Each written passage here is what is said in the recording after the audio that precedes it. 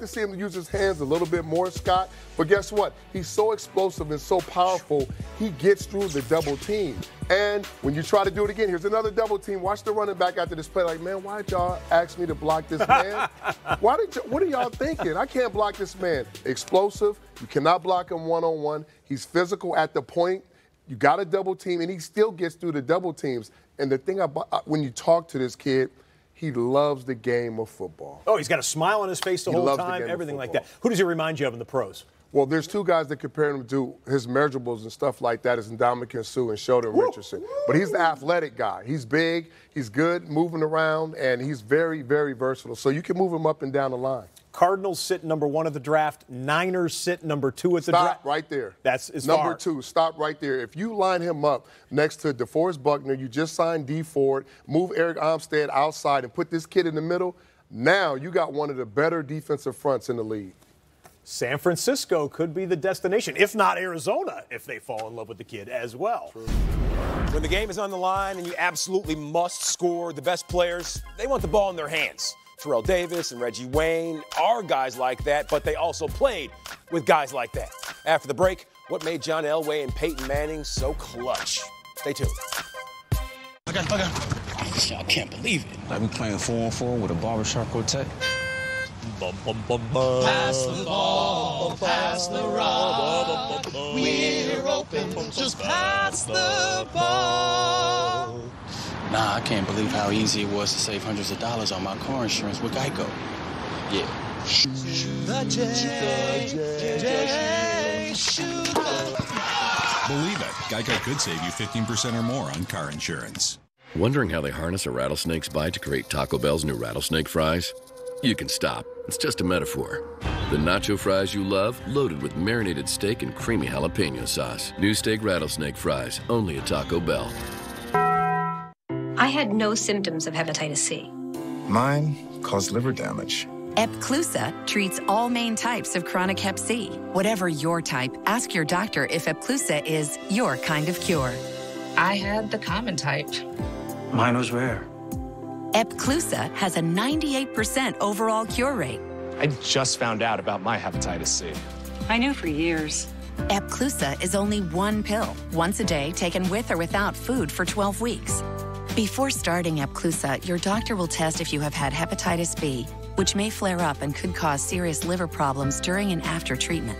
Tell your doctor if you have had hepatitis B, other liver or kidney problems, HIV or other medical conditions, and all medicines you take, including herbal supplements. Taking amiodarone with Epclusa may cause a serious slowing of your heart rate. Common side effects include headache and tiredness. Ask your doctor today if Epclusa is your kind of cure. Guys go through a lot to deal with shave irritation, so we built the new Gillette Skin Guard with a specialized guard designed to reduce it. Because we believe all men deserve a razor just for them. The best a man can get. Gillette. Hey, Mercedes. How about letting your hair down a little? How about a car for people who don't play golf? Hey, Mercedes. Mix it up a little. How about something for a guy who doesn't want a corner office? Hey, Mercedes. I don't even own a tie. I think I need a mahogany dashboard. Hey, Mercedes. Can you make it a little cooler in here? I'm setting the temperature to 68 degrees. We hear you. We made a car that does too. The all-new A-Class. All-new thinking starting at $32,500. This is the mountain, and this is mountain whiskey. Up here, it's just man and the mountain and his tin cup. Tin Cup whiskey. Mountain whiskey. The Alliance is a dream come true, an opportunity to prove to the powers that be that you can play football. Coming up with a catch, pushing his way in, working that right sideline. That's a touchdown. Path to the draft. Our experts get you ready with in-depth analysis and positional rankings. I think he's ready to play right away. All leading up to the first pick. Welcome to the NFL Draft. Path to the Draft, Monday at 6, live on NFL Network. Getting you ready for tonight's Alliance game between the San Antonio Commanders and the Salt Lake Stallions. Alex Flanagan along with Terrell Davis. And here are a few things you need to know in preparation for tonight's game. The San Antonio Commanders coach Mike Riley has his team sitting at 4-2 right now, and they lead the West. Kenneth Farrow is the second best running back in the Alliance, and TD Logan Woodside has really come on lately. Yes, he has. Last 2 weeks, he is playing like a different man. I mean, passer ratings of over 120 the last 2 weeks, and listen, his play has been phenomenal. He's week 5 player of the week, and since then he leads the Alliance with completion percentage 76%. The big thing about him, he's protecting the football. Only 1 interception, which is fewest in the Alliance. So this guy is really giving them a great chance of winning games. 4-2 right now, in a great spot for a playoff run. Have a little bit of a sneaky good Salt Lake City team coming in. We'll see what they can do. We'll see you for the first snap right here on the NFL Network at 8 o'clock Eastern. Well, we're coming up on the 100th season of NFL football, and in honor of the centennial season, the NFL has launched Tickets for 100 years. One lucky fan is going to win season tickets for 100 years. For more information on how you can enter and official rules, go to NFL.com/100.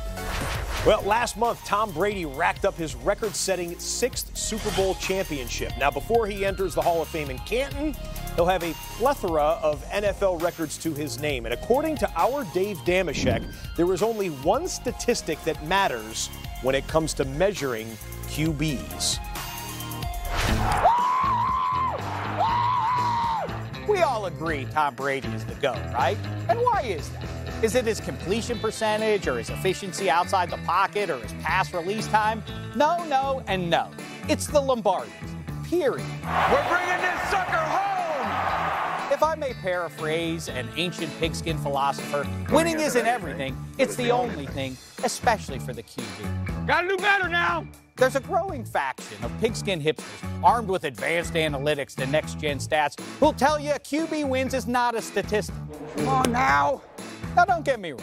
I do appreciate and abide by stuff like statistics and facts. But the fact here is, as long as every season ends with one team and one team only holding the Lombardi Trophy, how regularly the guy playing the sport's most important position wins games is ultimately all that matters. Just win, baby. It's interesting. We're now just a couple spots shy of full NFL QB saturation. 32 teams, each with a viable starting QB, give or take a Keenum here and there. I plan on being better.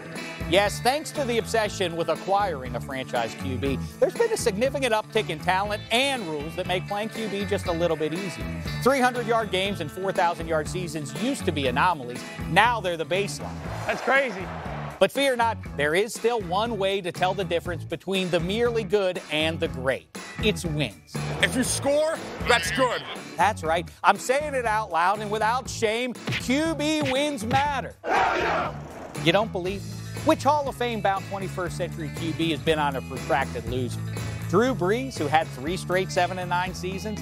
If that's the best example you got, you're kind of proving my point. Hey, easy. You may have heard, there's now a roiling debate over Ben Roethlisberger's leadership. My response? Who cares? Sure, ideally the QB is a natural-born leader, but when was it written into the football scrolls the only way to win is with a QB who reminds you of Braveheart? The Steelers' number 7's been to 3 Super Bowls and never been on a losing team in a decade and a half. In football terms, that's the only thing that matters. And by the way, where are these plentiful other examples of the oft-mythologized leaders of men? We've decided to imbue NFL QBs with characteristics that mostly only exist on the silver screen and in your head. Brett Favre is a Peyton mother. Yes, there's Brett Favre and Brady, and that's it. Rodgers, Wilson, Breeze, Eli, Foles, Flacco, and yeah, Big Ben have won Super Bowls because they footballed good at the right time. Dang it! And how you win this game of throws matters not. All that matters is that you win. Thank you, Dave. Speaking of winning, well, there it is. 207 for TB12. Peyton Manning at 186. Brett Favre right there as well. Drew Brees still going strong. And then John Elway We underscore those names because do you remember, Terrell Davis, where you were on this day in 2012? Yeah, I was at home. You were at home and you heard the news that Peyton Manning that we was going from the Colts to the Broncos. That's right. That was a good day. Reggie's shaking his head. Sad day. Sad day. That's an awesome day. Send him sad. Send him sad. That day. I'd say. All right, fellas, you played with the all-time greats. Break down what made them so great in the clutch.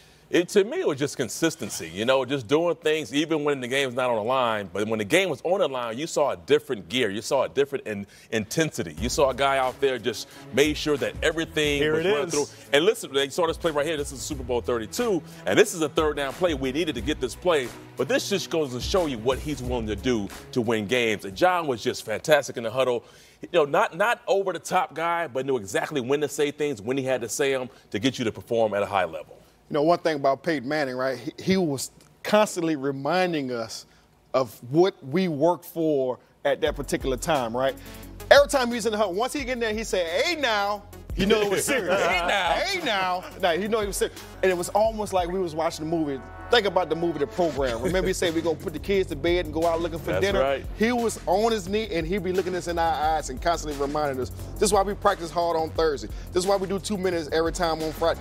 He was constantly out there motivating us, and there was never a time when we felt like we wouldn't go come Mike, back. out of anyone at NFL media, you spend more time with Tom Brady than anyone else. A thought on TB12. Consistency. The players that have been in the huddle with him in big moments say he's the same guy in the first quarter as in the fourth. Although I will tell you that sometimes on the sidelines, he gets a little crazy, and I have to tell him, "Shut up, Tom." At me, stop yelling at the line. You worry about yourself. I'll worry about me. And then, Scott, what about Marvin Harrison? How was he? My former college teammate Marvin Harrison. How was he? Hey, send him on the road. Ask you about him. Hello, everybody. Welcome to some primetime football on the NFL Network. The Alliance coming to you from the Alamo Dome in San Antonio. It's the 2-4 Salt Lake City Stallions taking on the San Antonio Commanders, a team riding a 3-game winning streak, and the fans out in full force here.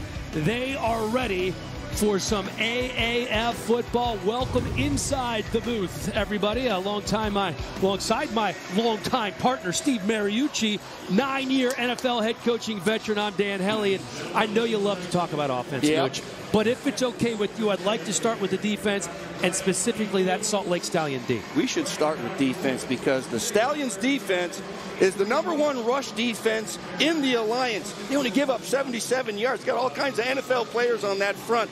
Boy, they are stout against running. This guy right here, Carter Schultz from Northern Iowa, where Kurt Warner went to school, right?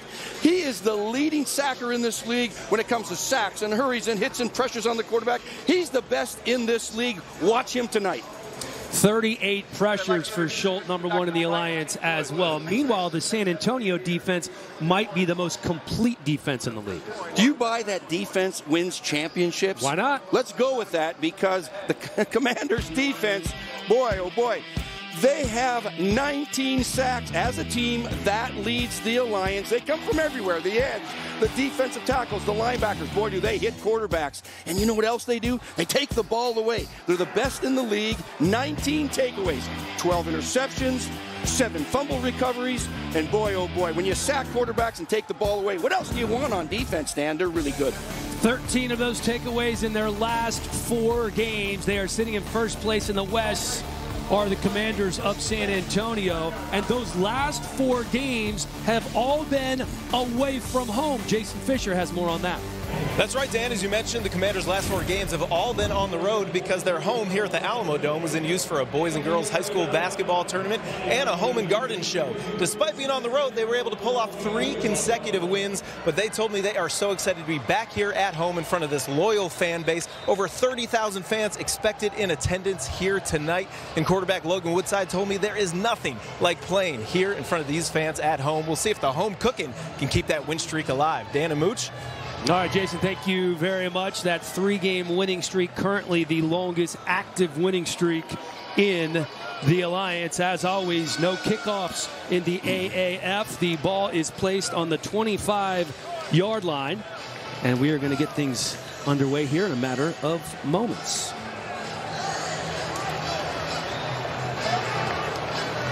San Antonio Boys and Girls Club Youth of the Year placing the ball. This is Aliyah Glove, who won the competition, and she is doing the honors today. Always somebody big in the community, important in the community each and every week that does the ball placement, Mooch. And this week we thank the San Antonio Boys and Girls Clubs. Salt Lake going to be the first offense that we see led out onto the field by quarterback Josh Woodrum. Very happy with his Liberty team that won an NCAA tournament game. We'll have more on that in a minute, Mooch. But first, let's get ready for some football. Let's do it. All right, the handoff up the middle, and that is going nowhere. Stopped almost right away by Winston Craig and Dion Barnes. Taking a look at this offensive lineup for the Stallions. They are really big up front. A talented offensive line that has allowed the second fewest sacks in the Alliance so far this year. Keep your eye on 15, Demorne Pearsonell. He is their leading receiver. Looking at 2nd and 10 are the Stallions and Josh Woodrum. They come out in an empty set here. Woodrum incomplete over the middle. Was looking for his tight end, Anthony Denham. I'd like to have that pass backs a little bit low. Otherwise, you're playing catch and creating 3rd and short. We end up with a 3rd and 10. So the pressure going to be on Woodrum right away here. They're getting this crowd into the game. They may have to attack downfield, which is something they have done better the last few games.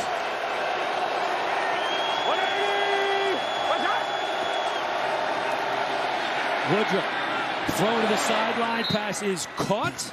That is Adonis Jennings picking up the first down for Salt Lake. That was well done because you had to disguise it. They showed cover 2, a 2-deep shell on defense right here, but then this corner backed up a little bit, and boom, he played catch over there for a 13-yard gain. That's well done with the quarterback and receiver reading the coverage.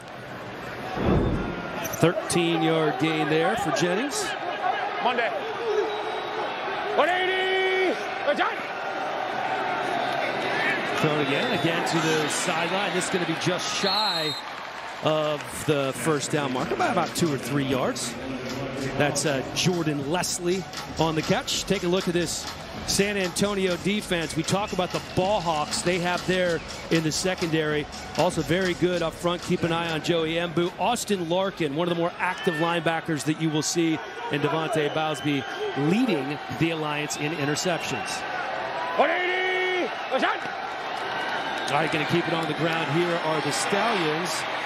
Joel Buonio runs hard, Mooch. He only averages 3.6 yards per carry, but they've had some injuries at the running back position. Brandon Oliver has gone on injured reserve with the groin. Matt Asiata been battling a hamstring injury for much of the year. He's not available either. So it's the Joel Buonio show. You'll see some Terrell Newby and maybe a little Teron Ward, who's recently signed. Monday. 180. Again, it's Buonio. They're going to throw the flag on the play. I think there's a San Antonio defender that might have got a hold of that face mask. Yeah, it looked like a face mask inside the line of scrimmage. Personal foul. Face mask. Defense number 93. 15 yards from the end of the run. Automatic first down. And Arthur Miley, the one who gets flagged. Timeout for an injured player. Danny Ezechukwu down. We'll be back right after this. Is it true you're the most gifted assassin in all of America? No. Buddy, he's being modest. You want to be an actor, Barry? Yes. When you're honest about who you really are, good things happen. There is inherent darkness in you. I had the same instinct about Charlie Manson. Awesome. Be the person that you say you are. It's about to go off.